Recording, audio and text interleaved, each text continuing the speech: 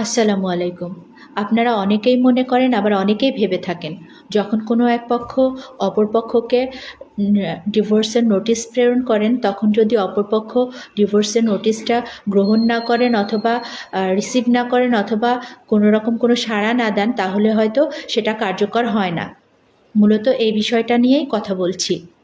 যখন কোনো ছেলে তার বউকে বা কোনো মেয়ে তার হাজব্যান্ডকে ডিভোর্স দেওয়ার মতো সিদ্ধান্ত গ্রহণ করেন তখন তিনি যদি তা 1985 সালের পারিবারিক মুসলিম আইনের ৭ ধারা অনুযায়ী ডিভোর্সের নোটিশ প্রেরণ করে থাকেন তাহলে নোটিশ প্রেরণের ৯০ দিন পরে তালাক কার্যকর হয়।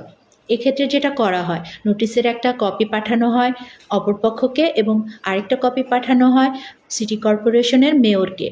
আর যদি সেটা সিটির বাইরে হয় তাহলে সেটা পাঠানো হয় উপজেলা চেয়ারম্যান অথবা চেয়ারম্যানকে। এখানে প্রশ্ন আসতে পারে, নোটিশ প্রেরণের ৯০ দিন পরে যদি তালাক অটোমেটিক্যালি এক্সিকিউট হবে তারপরেও কেন নোটিশের কপি পাঠানো হয় সিটি কর্পোরেশনের মেয়র অথবা চেয়ারম্যানকে? যেহেতু বিয়ে একটা সামাজিক চুক্তি, অনেক সময় দেখা যায় ছেলে মেয়েরা নিজেদের মধ্যে ঝগড়াঝাটি করে রাগারাগি করে ডিভোর্সের মতো সিদ্ধান্ত নিয়ে ফেলেন, কিন্তু পরবর্তীতে যখন তারা আলাদা থাকতে শুরু করেন তখন কোথায় কোথায় ভুল ছিল সেটা তারা রিয়েলাইজ করতে শুরু করেন।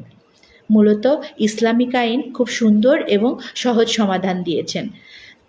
যদি কেউ ডিভোর্সের নোটিশ দিয়ে থাকেন তাহলে যাতে সেটা সাথে সাথে এক্সিকিউট না হয় এই জন্য মাঝের এই ৯০ দিন সময়টা রাখা হয়েছে এবং এই সময়টাতে মেয়র এবং চেয়ারম্যান দুপক্ষকেই ডেকে পাঠাতে পারেন রিকাউন্সিলিংয়ের জন্য, এবং রিকাউন্সিলিংয়ের পর যদি তারা মনে করেন তারা আবার নতুন করে সংসার শুরু করবেন তাহলে কিন্তু সেটা তারা পারেন।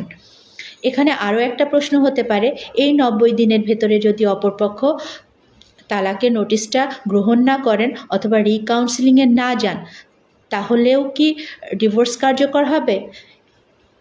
আইনে স্পষ্ট করে বলা আছে ডিভোর্সের নোটিশ প্রেরণের ৯০ দিন পরে অটোমেটিক্যালি তালাক এক্সিকিউট হবে। ধন্যবাদ।